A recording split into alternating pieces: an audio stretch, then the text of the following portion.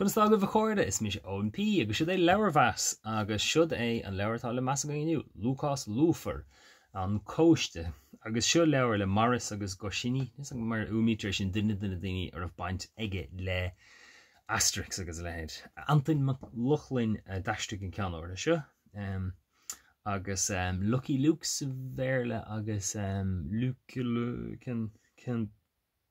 Luke Lucky Luke sa rankis freisin. Lucky Luke la diligence.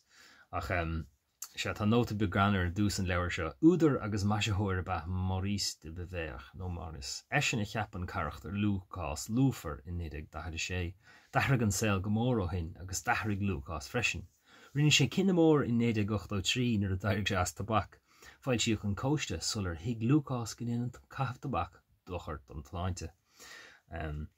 Agus a ríis tá sé seo ní dearan go sé cosú tá sé níos éitribe agus níos gearra beidir ná Asterix cefad lehanach atá seo. Dá cuaig dá sé beidir nach sé níos gearra ach sin go an scéal níos éitribe ná beidir go sé dtíar a níos oigen ó beidir dtíocht ar bhór nachfuil ólas go mac chéanana going ar na charachtar go bhreathas é sin.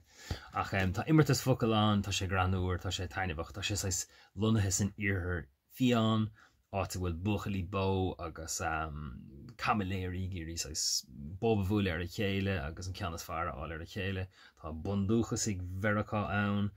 Tá Antain McLaughlin anmhaigh astrú mar sin tá an teachs astruach a hanamha tá na jocan a go hanamha tá an timbertas focail anamha agus na hanimnacha sin rud eile in se anna chuirm de tá na hanimnacha fellúnach agus granúr agus tá tagartí cultúr agus le héidir Ísland.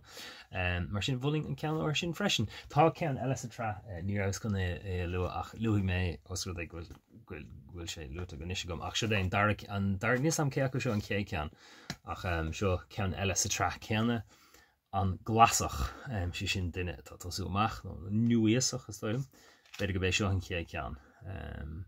Ach a rí eile se an sainsáisiúir ceanna buchlí bó agus tréad tá Wells Fargo ann so clogann sé seo cosint do óir atá trastan na tíre nó gaan in leabhar agus tá na caple agus an sirium agus an saloún agus carachas agus ólacháin agus an cruch agus na hindig agus dromadóireacht agus daoine úsle agus gunnaí agus gunáin agus lehéid.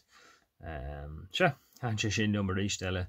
Ní a rácean sa trap beidir go tuigh tiile amach. A ríist seo an fáilte chuir dalan éan tá scata éan leabhar gaige chuirmacha go cé go bhfuil siad lonthas fratan bheog, den siad reinfa nó na tangacha Celtica ar fad is stoim agus tá annach chuid sreathanna ar fad chuirmacha agus lei siad lumulach mór bím féinnig oberdóibh ag astrú sreathanna éagsúla na dríthe agus cean le Tintin agus bhím siad agurthireacht ar chin le Asterix agus a le héitin. Bhfuiln go mórid anna granúir anna éitrum go thir beidir do mháile daine leabhar léamh agus ganan ir sin taicha ar léamh na gaige.